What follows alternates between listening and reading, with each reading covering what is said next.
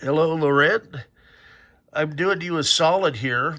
So we've got 16 megs of RAM on this motherboard. I like to ship my boards. We've got new caps on them with known good working RAM. I've just found that it is a major hassle shipping my boards that work without known good working RAM. And so it can cause a lot of issues on the other end. So that clicking noise is because the cable's on the motherboard. Just one of those days. All right. So it's going to go ahead and repair discs here. As I say, this is a known good working motherboard.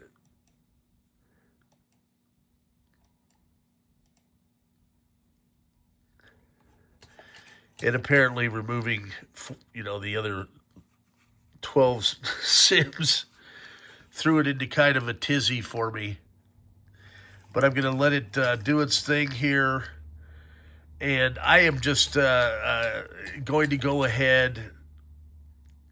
Now it's got 5 background processes. So what happens is we put, we'll do new capacitors on the board. And when I ship motherboards without known good tested RAM, I'm not overcharging for it by any means, okay? But, the customers will say, yes, we have RAM, okay? We don't know where that RAM's come from. And I've seen boards go up in smoke because you're putting in, they'll try and fit a 32-pin sim instead of a 30, or, it's not the right voltage, and or they mismatch the sims. And that can cause component failure and everything else. These are 35-year-old systems. The NeXT hardware is pretty finicky about RAM. So, as I say, I'm doing you a solid. I'm shipping it with 16. Okay, so this is a known good working motherboard. And what you want to do is count the number of chips on your RAM sticks. Some will have 8, some will have 9. So 9 chips is parity, 8 is non-parity. That seems counterintuitive. Sometimes the newer RAM will have 2 or 3 chips, and it's because they're harvesting those chips off of 16 meg sims. So they grab a couple, of the sims that are on there, and then they'll make a template, and then they transfer that RAM over. So that's about as close as we have. There may even be some manufacturers now, because retro computing is starting to catch fire everywhere, that are making new RAM for these. And I generally buy quality RAM. I'm either going to, do Kingston, or I've had good luck with Memory Masters.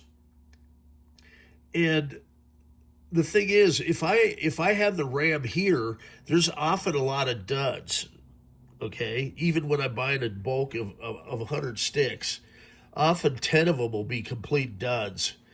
And so I'm kind of taking the risk away from people, and I'm like charging either $1 or $2 or $3 a meg, depending on if they're brand new, or if they're used, if they're refurbished. So it's not like I'm overcharging for anything. And it just gives me peace of mind and lets me sleep at night. Because I like to sell working hardware. And so after doing thousands of these systems, the RAM, if you're getting something like an exception error or a VRAM error, or,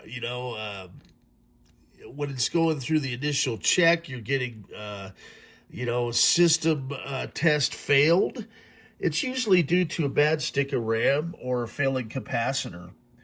And so, it's a labor of love for me. We do our best, to make these things work. And we always have.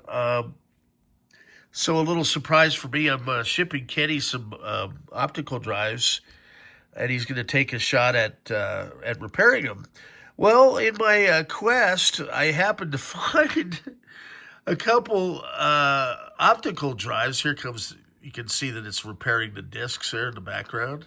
It's kind of a self-healing process for NeXT. I'm just going to rewrite the image, for this. That's easy enough to do. I've got a master image. Used to take a month to reinstall the software by floppy and CD-ROM. And now I've got it down to a science where I can do it in 10 to 15 minutes. And we're starting to work with the initialization files. Nitro's really helping in that respect. So we're getting clean partitions. We're booting faster.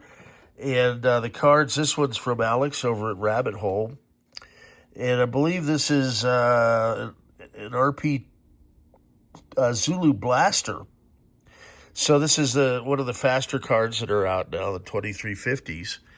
And I also do Blue Scuzzy, but I like working with Alex. He's a good guy, and we've done a lot of business. So I'm getting ready to buy some more of the cards. And I've also got these mini cards here that he sent that we're going to test out. These are the new RP2040 mini cards, and they're running at 200 megahertz. We were able to adjust the BIOS to get these to run at 200 megahertz, provided you have an SD card that runs at 200 megahertz. These use the little mini cards as well. So if I could get these going, that's going to be great. Because in theory, we could easily fit a couple of these under the hood, which gives you kind of a dual drive setup. And with these partitions, you can have up to 7 SCSI drives. So it'll also give you some redundancy as well, where we can have one drive booting NeXTSTEP and another booting OpenStep. So the differences there are mainly to the developer tools.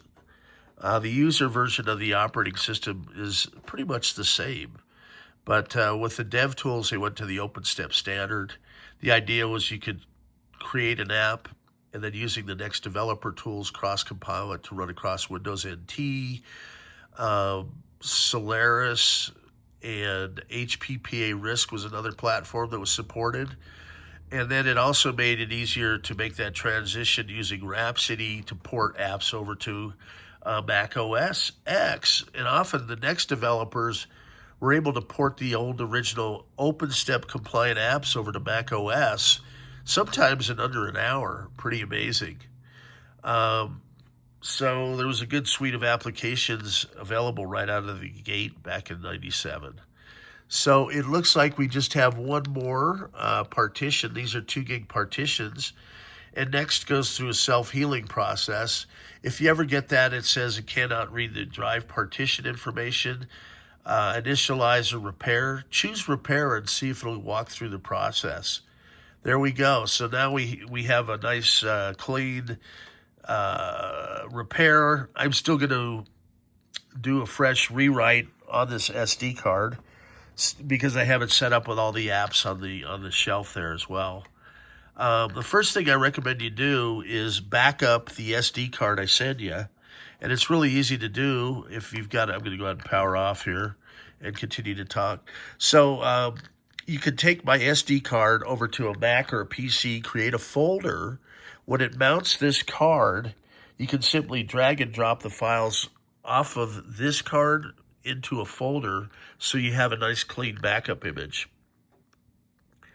As these tend to fail now and then, if you're playing around with it, maybe you don't set the root password when you're networking and it messes up net info.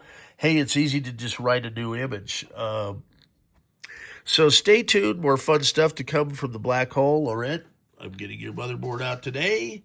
And everybody out there, happy Thanksgiving. Have a good one. Oh, my AI class, I'm going to start showing you stuff I'm learning there. But I am in the weeds. I mean, it's 7 o'clock in the morning, and it's 4 to 5 hours a day, and I'm on like day, I don't even know anymore, 6 or something out of 16. So, yeah, it's a pretty crunch time, and there's some things I'm a little frustrated with, like overcoming new software is not instantaneous. And so it's pretty fast-paced when they move over to the workbook. At any rate, I'll cover some stuff and show you what I'm learning. It's really cool. All right. Stay tuned. More fun stuff to come from the black hole.